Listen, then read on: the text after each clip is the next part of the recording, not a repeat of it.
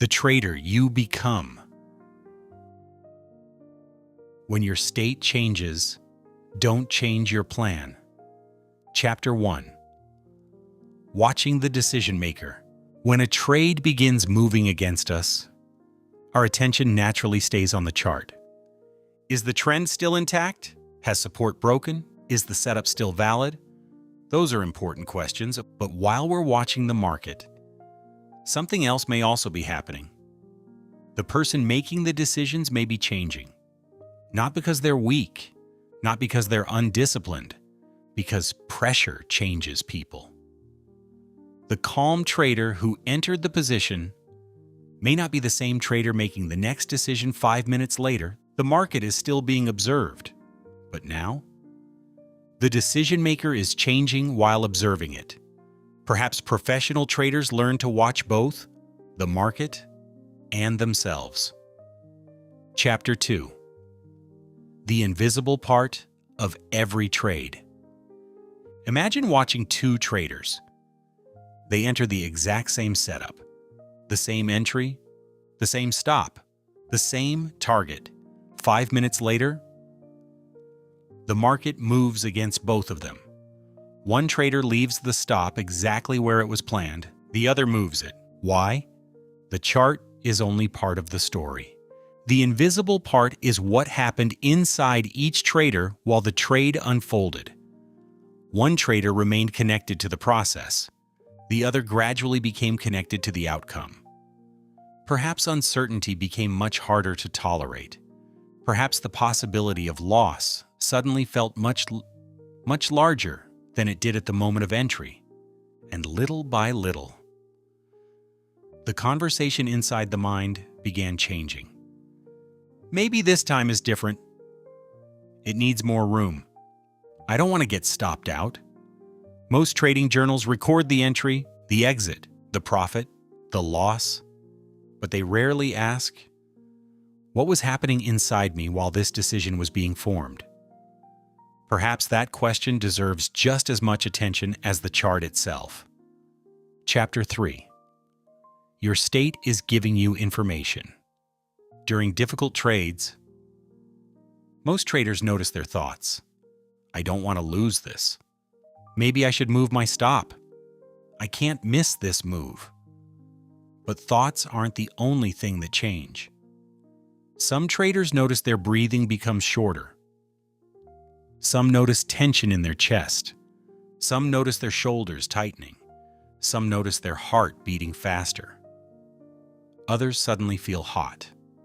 These experiences are different for everyone, but perhaps they all point to the same realization. I'm not in my best state right now. And if that's true, perhaps this isn't the best moment to make a new decision. Perhaps this is the moment to return to the plan. Not because a changed state automatically means your trade is wrong, and not because your body tells you what decision to make, but because your thoughts, your emotions, and your body may all be telling you the same thing. You are no longer experiencing this trade the same way you were when you entered it. That doesn't tell you what to do, but it may tell you something important. This may not be the best moment to invent a new trading plan. Chapter 4. The pause. When pressure appears, most traders immediately ask, what should I do? Should I move the stop? Exit? Hold? Add? Perhaps another question comes first. What changed? Has the market actually invalidated my trade? Or has my state changed while watching it? Notice what this question does. It creates a pause. Not because the market needs to slow down. The market will continue doing what it does. The pause is for the trader. It creates just enough space to notice what is happening, to recognize that pressure is increasing, to return attention to the process, and to remember the decision that was already made before entering the trade. Perhaps this is one of the biggest differences between emotional traders and professional traders. Professional traders don't only monitor the market, they also monitor the state of the person making the decisions. Chapter 5. A changed state doesn't mean a changed plan. Imagine this. A trader enters a position with a clear plan. The stop loss is placed. The target is defined. The risk has already been accepted. 5 minutes later, the market moves against the trade. The trader's breathing changes. The chest feels tight. The thoughts become louder. The trader now feels completely different than they did at the moment of entry. What often happens next? The trader assumes that because the feeling changed, the plan should change too. The stop gets moved. The position gets closed early, or another trade is taken immediately afterward, not because the market required it, but because the trader's internal state changed. Perhaps this is one of the most important distinctions a trader can learn. A changed emotional state does not automatically require a changed trading plan. The market may still be following exactly the same probabilities that existed when the trade was entered. The only thing that changed may be the trader's experience of those probabilities. Professional traders understand this. They don't expect to feel exactly the same throughout every trade. They expect their state to change. The question isn't whether discomfort appears. The question is, will discomfort become the reason the plan changes? Chapter 6. The moment between feeling and action. There is a moment that most traders never notice. It happens incredibly fast. A feeling appears, and almost immediately, an action follows. The stop is moved. The trade is closed. Another position is opened. It feels as though the feeling caused the action, but perhaps there is something in between. A choice. The feeling may arrive automatically. The next decision doesn't have to. That tiny space may only last a few seconds, but those few seconds can completely change the outcome of a trading day. This is where awareness becomes valuable. Not because awareness removes fear, but because awareness allows the trader to recognize, my state has changed, and because my state has changed, this is probably not the best moment to invent a new plan. That realization alone can interrupt years of automatic behavior. Chapter 7. Returning to the original decision. Think back to the moment before the trade. You analyzed the market. You identified your setup. You accepted the risk. You placed your stop. None of those decisions were made while under pressure. They were made while thinking clearly. Now compare that version of yourself to the version watching the trade move against you. One version planned, the other is reacting. Which version deserves more trust? Professional traders understand something simple. The trader who planned the trade usually has better judgment than the trader trying to rewrite the plan during moments of fear. That doesn't mean the original plan is always correct. Sometimes markets truly change. Sometimes new information appears. Sometimes exiting early is the right decision. But those decisions should come from the market, not simply from discomfort. Professional traders learn to ask, has the market changed? Or have I? That single question can prevent countless unnecessary mistakes. Chapter 8. Awareness creates choice. Perhaps this is what self-awareness really means in trading. Not becoming fearless, not eliminating stress, not controlling every thought. Simply recognizing the state you're in before making another decision. The body changes. Thoughts become louder. Emotions become stronger. None of those experiences make you a bad trader. They simply remind you that you're human. The goal isn't to stop those experiences from happening. The goal is to notice them early enough, to choose your response. Because once you become aware, you're no longer completely automatic. You have a choice. You can continue reacting, or you can return to the process you trusted before the pressure began. And perhaps that is one of the biggest differences between emotional traders and professional traders. Professionals don't wait until they feel calm before following their plan. They recognize when their state has changed, and they continue choosing the professional response anyway. Chapter 9. The professional response. Imagine this. The trade begins moving against you.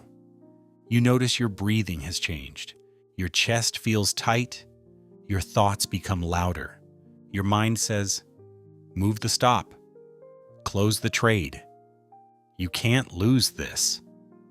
A few months ago, that might have been the moment you automatically reacted. Now, something different happens. You recognize it. My state has changed. Nothing else has happened yet. No decision has been made. Only awareness. And that awareness creates something incredibly valuable. Choice. Not because the uncomfortable feelings disappear. They're still there. Not because your heart suddenly slows down. It may not. Not because you suddenly become confident. You may not. The difference is, you no longer assume those experiences should make your next decision. Instead, you pause. Not for the market. For yourself. Chapter 10. Returning to the process. After the pause, your attention returns somewhere familiar, not to your emotions, not to your fear, back to your process. Instead of asking, how do I avoid this loss? Should I move my stop? Maybe it needs more room. I don't want to lose this. You return to the questions that matter. Has my setup actually become invalid? Has the market done something I didn't plan for? Or am I simply uncomfortable because this trade is doing exactly what I knew it sometimes would? Notice the difference. One conversation is trying to escape discomfort. The other is trying to understand reality. Professional traders know the market doesn't owe them comfort. Every valid trading plan includes uncertainty. Every valid edge includes losses. Every valid setup sometimes fails. If every uncomfortable feeling automatically changed the plan, there would never be a consistent process. That doesn't mean the original plan is always correct. Sometimes the market truly changes. Sometimes new information appears. Sometimes exiting early is the right decision. But those decisions should come from what the market is doing, not simply from what the trader is feeling. Perhaps that's one of the biggest differences between reacting and responding. A reaction tries to make the discomfort disappear. A response tries to understand what is actually happening. And only then does it decide what to do next. Chapter 11. The practice. People often ask, how do professional traders stay disciplined? Perhaps discipline isn't where it begins. Perhaps it begins with recognition. Every trade becomes practice, not just practicing entries, practicing awareness, noticing my breathing changed. My thoughts became urgent. My body became tense. My state is different. Then asking, what changed? Am I still making decisions from my process or from my discomfort? Each time you notice, you strengthen that awareness. Each time you pause, you strengthen that choice. Each time you return to your process, you strengthen trust in yourself. Professional traders aren't perfect because they never become emotional. They're consistent because they become aware of their emotions before those emotions begin making decisions for them.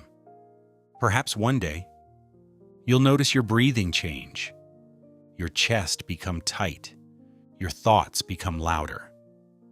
And instead of immediately changing your trade, you'll simply recognize it. I'm not in my best state right now. That's okay. You don't need to become perfectly calm before making a good decision. You don't need to eliminate every uncomfortable feeling. You simply need to remember, what can I do right now? I can follow my plan. I can leave my stop where I decided to place it. I can respect the risk I already accepted. I can return to my process. Perhaps that's what professional trading really looks like. Not waiting until fear disappears, but continuing to choose the process, even when fear is present. Final thoughts. Perhaps that's what becoming a professional trader really means. Not becoming fearless, not becoming perfectly calm, not eliminating every uncomfortable emotion, but recognizing when your internal state has changed and choosing not to let that alone decide your next action, because the market will change. Some trades will move against you. Some days you'll feel confident. Other days you'll feel frustrated, anxious, or uncertain. Those experiences don't automatically make you a bad trader. They make you human. The question isn't whether your internal state will change. It will. The question is, when it changes, who will make the next decision? Will it be the version of you reacting to fear, trying to avoid discomfort, trying to protect this one trade? Or will it be the version of you that already studied the market, accepted the risk, and made the plan before the trade even began? Perhaps one day, you'll notice your breathing change, your chest become tight, your thoughts become louder, and instead of immediately changing your trade, you'll simply recognize it. I'm not in my best state right now. This isn't the time to make a new decision. Follow the plan. You don't need to become perfectly calm before making a good decision.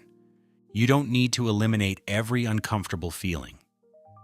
You simply need to return to the process you trusted before the pressure began. Perhaps that's what professional trading really looks like.